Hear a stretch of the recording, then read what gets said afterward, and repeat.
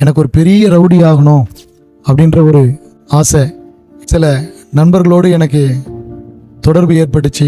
சில தீய பழக்கங்களை நான் கற்றுக்கொண்ட பிறகு என் தாய் தகப்பனை விட்டு நான் கொஞ்சம் தூரம் போக ஆரம்பித்தேன். எங்கேயுமே பெரியவங்க சின்னவங்க யாரையுமே மதிக்க மாட்டேன். தரம் குறைந்த வார்த்தைகளை நான் பயன்படுத்தி பேச ஆரம்பித்தேன். தேவையற்ற துன்மார்க்கமான போதை வஸ்துக்களும் என்னை ஆட்கொண்டது. நான் அதற்கு அடிமையாகிவிட்டேன். எப்பவுமே நான் சில போதைகளை நான் உட்கொண்டே இருப்பேன். என் உறவுக்காரங்கெல்லாம் சொந்தக்காரங்கெல்லாம் சொன்னாங்க, அது பொறுக்கி, அது ரவுடியா போச்சு அப்படி சொன்னாங்க. ஒரு நாள் என்னுடைய உடன் பிறந்த என்னுடைய தங்கை, என்னுடைய சகோதரி மரித்து போனாள். அவருடைய மரணம் என் குடும்பத்தையே சுக்குநூறாக்கி போட்டது. அதன் நிமித்தம் என் குடும்பம் மிகவும் மிகவும் மிகவும் பாதிக்கப்பட்டது.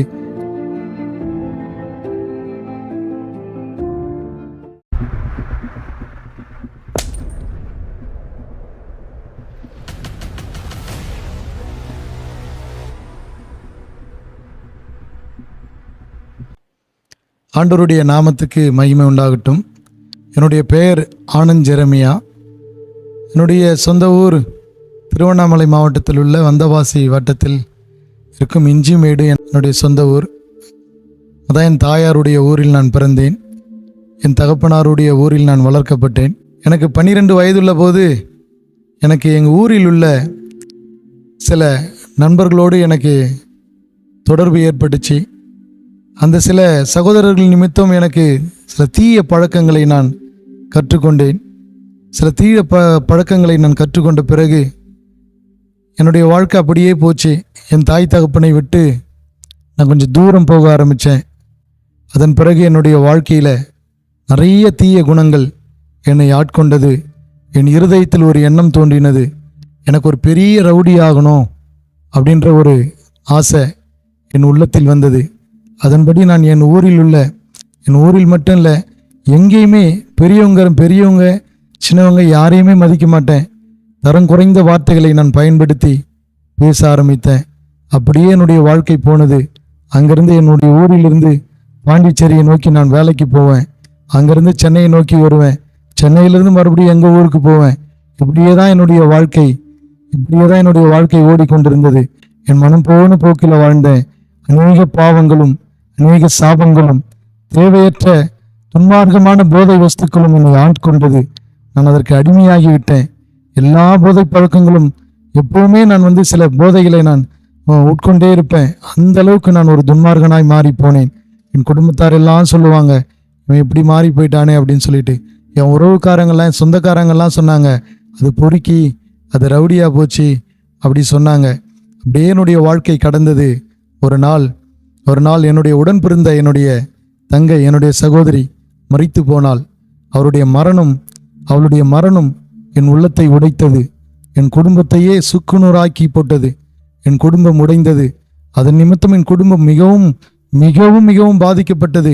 என் சொந்த ஊரை விட்டு வீடெல்லாம் பூட்டி போட்டு என் சொந்த ஊரிலிருந்து சில கொஞ்சம் பாத்திரங்களை எடுத்துக்கொண்டு நாங்கள் சென்னையை நோக்கி வந்தோம்.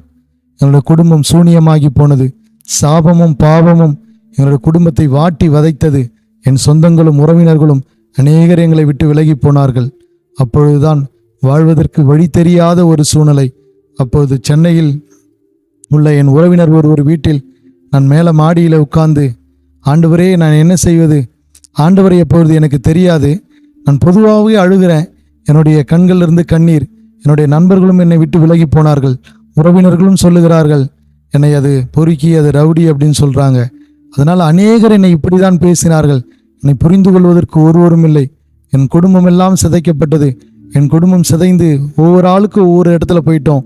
அதன் பிறகு அந்த இரவு என்னுடைய துக்கம் தாங்காமல் நான் ஒரு முடிவு எடுத்தேன். என்னுடைய வாழ்க்கையில் நான் தற்கொலை பண்ணிக்கலாம் அப்படின்னு நினச்சேன்.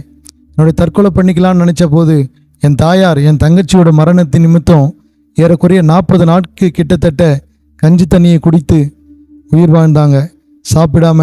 அப்போ தான் என்னுடைய உள்ளத்தில் என் தங்கச்சி மரிச்சு போனதே பெரிய குடும்பத்தில் ஒரு பெரிய ஒரு பாதிப்பு. நாமளும் மரித்து போனால் குடும்பத்தில் எல்லாமே என்ன ஆகும், என்ன நிலைமையாகும் அப்படின்ற ஒரு சூழ்நிலையை நான் யோசிக்க ஆரம்பித்து அழுதேன். அப்போ எங்கள் உறவினர்கள் அந்த வீட்டில், நான் இருந்த வீட்டு கீழே ஒரு பைபிள் இருந்தது. அந்த பைபிளை கொண்டு போய் மேலே வச்சு நான் அழுதேன். ரொம்ப நேரம் அழுதேன். அப்போ அழுது முடித்தோடனே அழுதேன். என் கண்கள் இருந்து கண்ணீரெல்லாம் தீர்ந்து போனது. அப்போ அது ஒரு கட்டத்தில் கண்கள் இருந்து கண்ணீரே வரல. அவ்வளோ நேரம் அழுது முடித்த உடனே நான் என்னதான் செய்ய போகிறேன், வாழறதுக்கு வழி இல்லையே, ஒன்று செத்து போகலான்னு நினச்சாலும் ஏற்கனவே தங்கச்சி மரிச்சு போனதுனால என் குடும்பம் இப்படி பாதிக்கப்பட்டிருக்கு, நானும் மரிச்சு போனால் என்ன நடக்கும் அப்படின்ற மாதிரி யோசிக்க ஆரம்பித்தேன். அதன் பிறகுதான் நான் அழுது முடித்து அமைதியாக உட்கார்ந்திருந்தபோது அவருடைய சத்தம் வந்தது. அந்த சத்தம் சொன்னது, நீ சர்ச்சைக்கு போனால் உன்னுடைய வாழ்க்கை மாறாதா அப்படின்னு அந்த சத்தம் சொன்னது. அதன் பிறகு நான் மறுபடியும் அமைதியாக இருந்தேன். அப்போ திரும்பவும் என்னுடைய மார்பு பகுதியிலிருந்து ஒரு சத்தம், நீ சர்ச்சைக்கு போனால் உன் வாழ்க்கை மாறாதா. அந்த சத்தத்தை நான் 2 முறை கேட்டேன். 3வது முறை நான் அதற்கு கீழ்ப்படிஞ்சேன். அன்னைக்கு என்ன கிழமைன்னு பார்த்தேன், அன்னைக்கு சனிக்கிழமை. எங்கே போகிறது சர்ச்சைக்கு, எங்கே போவோம், சர்ச்சைக்கு போகணுன்னு ஒரு குரல் சொல்லிடுச்சு.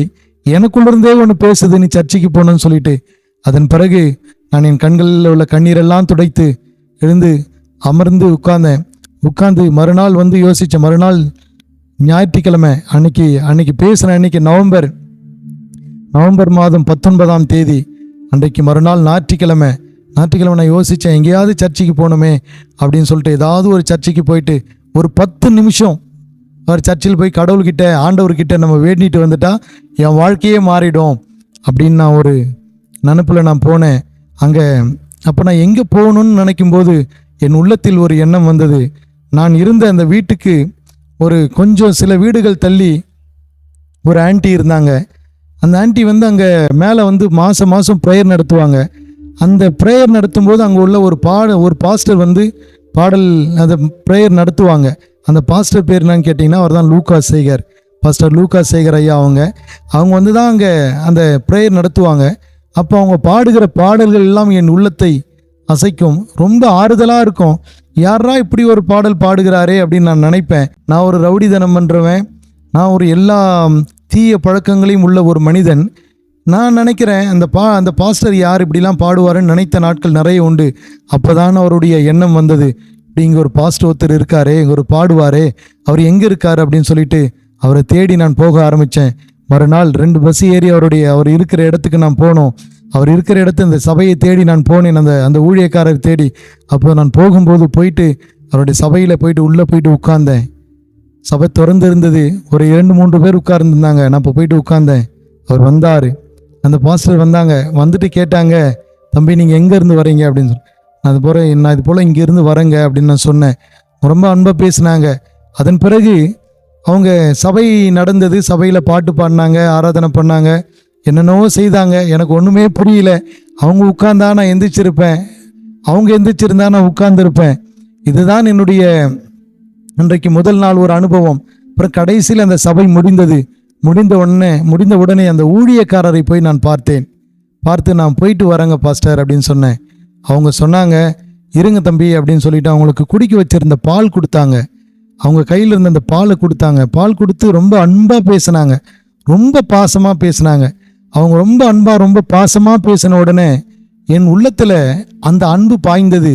அப்போ என் மனசு ரொம்ப அசைக்கப்பட்டுச்சு. இவ்வளோ நாள் நான் யாருக்கோ நண்பர்களுக்காக யாருக்காகவோ என்னுடைய படிப்பை இழந்தேன், என்னுடைய வாழ்க்கையை இழந்தேன், என்னென்னவோ செய்தேன். ஆனால் அவங்கெல்லாம் எனக்கு இப்போ என்னுடைய துன்ப நேரத்தில் என் கூட நிற்கலை, என்னை ஒரு வார்த்தை கூட எனக்கு ஆறுதலாக பேசலை. ஆனால் இவங்க யாருன்னு தெரியலையே, ரொம்ப அன்பாக பேசுகிறாங்களே, ரொம்ப பாசமாக பேசுகிறாங்க, கிறிஸ்தவங்கன்னா இப்படி தான் இருப்பாங்களா அப்படின்னு சொல்லிட்டு அவர் பேசின அந்த அன்பு என் உள்ளத்தை அசைத்தது. அந்த நாள் நான் யோசித்தேன், பரவாயில்ல இவ்வளோ அன்பாக பேசுகிறாங்களே, நம்ம தொடர்ந்து இந்த ஆண்டவர்கிட்ட போனால் என்ன அப்படின்னு நான் போக யோசித்தேன். அப்போவும் எனக்கு சில கெட்ட பழக்கங்கள், கெட்ட வார்த்தைகள் ரொம்ப பேசுவேன். தரம் குறைந்த வார்த்தைகள், அசுத்த வார்த்தைகள் நான் அதிகமாய் பயன்படுத்துவேன். அது நிமித்தம் யாராவது கேட்குறவங்க கூட என்னை முகம் சுளிப்பாங்க, அந்த அளவுக்கு பேசுவேன். சில தீய பழக்கங்கள் என்னை விட்டு போகாமல் இருந்தது, கெட்ட பழக்கங்கள். அப்போது நான் சர்ச்சைக்கு போவேன், அதையும் செய்வேன். அப்போ நான் ஒரு ஐயா எனக்கு பைபிள் கொண்டு வந்து கொடுத்தாங்க. தம்பி சும்மா வராதிங்க, பைபிளை கொண்டு போங்க, பைபிளை கொண்டு வாங்க அப்படின்னு. அப்போ நான் பைபிளை கையில் கொண்டு போவேன், பைபிளை கையில் கொண்டு வருவேன். அப்போ நான் இருந்த பகுதியில் பட்டாபிராம் தன்றை என்ற பகுதியில் வள்ளலா நகரில் இருந்தேன். அப்போ அங்கே இருந்தவங்களாம் என்ன சொல்லுவாங்க, அங்கே உள்ளவங்களாம் சொல்லுவாங்க, ஸ்தோத்திரம் பாஸ்டர்னு என்னை கிண்டல் பண்ணுவாங்க, ரொம்பவே கிண்டல் பண்ணுவாங்க. எனக்கா வெக்கமாக இருக்கும், என்னடா இது கிண்டல் பண்ணுறாங்களே, நம்ம லூஸ் ஆகிட்டோமா, இல்லை பைத்தியமாக மாறிட்டோமா, இல்லை நம்ம இந்த இயேசுன்னு எல்லார் போலும் இயேசு பைத்தியமாக மாறி போயிட்டோமா, இல்லை நம்ம தப்பு செய்கிறோம், இது மாதிரிலாம் போகக்கூடாது, நம்ம வந்து தப்பாக மதம் மாறிட்டோம் போல், நம்ம தப்பாக செஞ்சிட்டோம், இப்படிலாம் செய்யக்கூடாதுன்னு என் உள்ளத்தில் அவர்கள் என்னை கேலி கிண்டல் செய்த போது எல்லாமே என் உள்ளத்தில் எண்ணம் வந்தது. அந்த எண்ணத்தின் நிமித்தம் நான் ரொம்ப பாதிக்கப்பட்டேன். என்ன இயேசு கடவுள் இல்லையா, நம்ம ஏன் இப்படிலாம் போகிறோம், இப்படிலாம் போனால் நம்ம தீய பழக்கங்களில் ஈடுபட முடியாது, நம்ம தப்புலாம் செய்ய முடியாது அப்படின்ற ஒரு எண்ணம் என் உள்ளத்தில் வந்தது. உடனே நான் போனேன். அந்த என் உறவினர் எங்கள் அத்தையோட வீட்டில் தான் நான் இருந்தேன். அவங்க வீட்டில் மாடியில் போயிட்டு நான் உட்காந்து நான் அப்போது கேட்டேன், இயேசுவே நீர் உண்மையான தெய்வமா, நீர் உண்மையான தெய்வம்னு சொன்னால் நீங்கள் என் கூட பேசுங்க அப்படின்னு சொல்லிட்டு பாஸ்டர் லூகாஸ் சேகர் ஐயா அவங்களோட பாடல் ஒன்று இருக்கிறது, பேசுங்கப்பா பேசுங்கப்பா. அப்போ நான் சர்ச்சைக்கு போயிட்டு வந்தோன்னா பாடலை நான் பாடிட்டே நான் வந்து இரவு படுத்துட்டேன். இரவு படுத்த உடனே அதிகாலை 3 மணி இருக்கும். அதிகாலை 3 மணி நேரத்தில் எனக்கு முன்பாக ஒரு பெரியவருடைய முகம் வந்தது. அந்த முகம் வந்து எனக்கு முன்பாக பேசினது, கர்த்தர் உன்மேல் கிருபையாக இருக்கிறார் அப்படின்னு சொல்லி அந்த முகத்தை உடையவர் பேசினார். பேசி மறைந்து போனார். அதன் பிறகு என்னுடைய வாழ்க்கையில் பெரிய மாற்றங்கள் உண்டானது.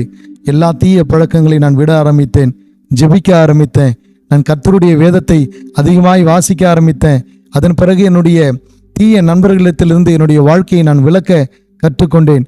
அநேக காரியங்கள், டிவி பார்க்க பிடிக்கல, சினிமா பார்க்க பிடிக்கல, கெட்ட வார்த்தை பேச பிடிக்கல, கெட்ட வார்த்தை கேட்கவும் பிடிக்கல, சினிமா பாடல்களை என் காதுக்கு பிடிக்காம போச்சு. இப்படிதான் எனக்குள்ளாகவே தானாக மாற்றம் உண்டானது. எனக்கு யாரும் போதிக்கல இதெல்லாம் செய்யக்கூடாது அப்படின்னு சொல்லிட்டு எனக்குள்ள தானாக ஒரு மாற்றம் உண்டாக ஆரம்பித்தது. நானும் கர்த்தருக்காக என்னை அர்ப்பணித்தேன், மாற ஆரம்பித்தேன். அதற்கு பிறகு நான் ஒரு இடத்துல வேலை பார்த்து கொண்டிருந்தேன். வேலை பார்த்து கொண்டிருக்கும்போது எனக்கு ஒரு ஆசை வந்துச்சு, நம்ம ஏன் வேலை பார்க்கணும், நம்ம ஒரு பிஸ்னஸ் பண்ணலாம் அப்படின்னு சொல்லி ஏதாவது ஒன்று செய்யணுமே அப்படின்னு நினச்சேன். ஒரு பக்கம் ஆண்டவரை நான் அதிகமாக நேசிக்க ஆரம்பித்தேன். இதனால் பிஸ்னஸ் பண்ணலாம் அப்படின்னு தோணுச்சு. நான் ஊழியம் செய்கிறதுக்கு எனக்கு கொஞ்சம் கூட எனக்கு விருப்பமே கிடையாது. கடவுளுக்கு நம்ம ஊழியம் செய்யணும் அப்படின்ற எண்ணம்லாம் எனக்கு கிடையாது. நல்லா வேலை செய்யணும், சம்பாதிக்கணும், இல்லைன்னா பிஸ்னஸ் பண்ணணும், சம்பாதிக்கணும், அதை வச்சு நம்ம கடவுளுக்கு ஊழியம் செய்யணும் அப்படின்னு நான் நினச்சேன். அந்த நேரத்தில் தான் பரலோகத்தின் தேவன் என்னை பார்த்து ஒரு வார்த்தை சொன்னார். என்னை பின்பற்றி வா என்ற ஆண்டவருடைய வார்த்தை யோவான் 21ஆம் அதிகாரத்தில் உள்ள அந்த கர்த்தருடைய வார்த்தை என்னை நோக்கி வந்தது. என்னை பின்பற்றி வா என்று சொல்லி நான் சொன்னேன், ஆண்டவரே உம்முடைய ஊழியத்தை என்னால் செய்ய முடியாது, உம்மை பின்பற்றி என்னால் வர முடியாது என்று சொன்னேன். பரலோகத்தின் தேவனை அழைத்தார். அதன் பிறகு என்னுடைய வாழ்க்கையை இயேசு கிறிஸ்துவுக்கு அர்ப்பணித்தேன். அதன் பிறகு அவருடைய வார்த்தைகளை அநேகருக்கு கிராமங்கள் தோறும் அநேக இடங்களில் கர்த்தருடைய வார்த்தையை நான் சொல்ல வேண்டும் என்று ஆண்டவர் எனக்கு கட்டளை கொடுத்தார். என் வாழ்க்கையை மாற்றினார். என்னுடைய எல்லா சூழ்நிலையும் மாறினது. அதன் பிறகு என் குடும்பம், சிதைந்து போன குடும்பங்களை கர்த்தர் மறுபடியுமாய் ஒன்றிணைத்து மறுபடியும் எந்த ஊரை விட்டு நாங்கள் போனோமோ அதே ஊருக்கு மறுபடியும் திரும்பவுமா இன்னைக்கு என் தாய் தகப்பன் அந்த ஊரில் தான் குடியிருக்கிறார்கள். என்னுடைய வாழ்க்கையை, ஒவ்வொருடைய வாழ்க்கையும் கர்த்தர் மாற்றினார். நாங்கள் பிறந்தது 4 பேர். 4 பேரில் ஒரு தங்கச்சி இறந்துட்டா, ஒரு அக்கா, தம்பி, நான் 3 பேர் இருக்கிறோம். 3 பேருடைய வாழ்க்கையும் தேவனுடைய கரம் ஆசீர்வதித்தது. எங்களை கர்த்தர் நடத்துகிறார். இன்னைக்கு ஆண்டவருடைய ஊழியத்தை நான் செய்கிறேன். இதை பார்த்து கொண்டிருக்கிற தேவனுடைய பிள்ளைகளை ஆகிய நீங்களும் ஆண்டவராகிய இயேசு கிறிஸ்துவின் நாமத்தை நீங்கள் தொழுது கொண்டு அவரை சோதித்து பாருங்கள். பரலோகத்தின் தேவன் சர்வ வல்லவர் என்பதை உங்களுடைய வாழ்க்கையில் வெளிப்படுத்துவார். என்னை மாற்றினவர் என்னை எந்த மனிதனும் மாற்றவில்லை, எந்த மதமும் மாற்றவில்லை. கிறிஸ்தவம் என்பது என்னுடைய வாழ்க்கையை வைத்துதான் நான் தெரிந்து கொண்டேன். அது மதமல்ல, அது ஒரு மார்க்கம், அது தேவனுடைய வழி என்று ஆண்டவராகிய இயேசு கிறிஸ்து பாவிகளை ரட்சிக்க இந்த உலகத்தில் வந்தார் என்ற வார்த்தை என் மூலமாய் இன்றைக்கு வெளிப்பட்டு கொண்டிருக்கிறது. பாவியாயிருந்த என்னை இயேசு கிறிஸ்து ரட்சித்தார். உங்களுடைய வாழ்க்கையிலும் கூட எந்த ஒரு நோக்கமான எந்த ஒரு காரியமாக இருந்தாலும் ஆண்டவர் அதை விடுவித்து உங்களை ஆசீர்வதிப்பதற்கு அவர் வல்லவராயிருக்கிறார். இயேசு கிறிஸ்து இன்றும் உயிரோடு இருக்கிறார். கர்த்தர் சொன்னார், என்னை நோக்கி கூப்பிடுங்கள், நான் உங்களை விடுவிப்பேன். என்னை நோக்கி கூப்பிடு, அப்பொழுது நீ அறியாதும் உனக்கு எட்டாததுமான பெரிய காரியங்களை உனக்கு நான் அறிவிப்பேன் என்று சொன்ன இயேசு. அவரை நோக்கி கூப்பிடுங்கள், அவர் உங்களை விடுவிப்பார். அவர் நீங்கள் அறியாத பெரிய அதிசயங்களை செய்வார். உங்களுக்கு பெரிய பெரிய ஆச்சரியமான காரியங்கள் ஆண்டவராகிய இயேசு கிறிஸ்துவினிடத்தில் உண்டு. அவரை விசுவாசித்து அவரை சொந்த இரட்சகராய் ஏற்றுக்கொள்ளுங்கள். கர்த்தர் உங்களை ஆசீர்வதிப்பார். God bless you. God bless you. Praise the Lord.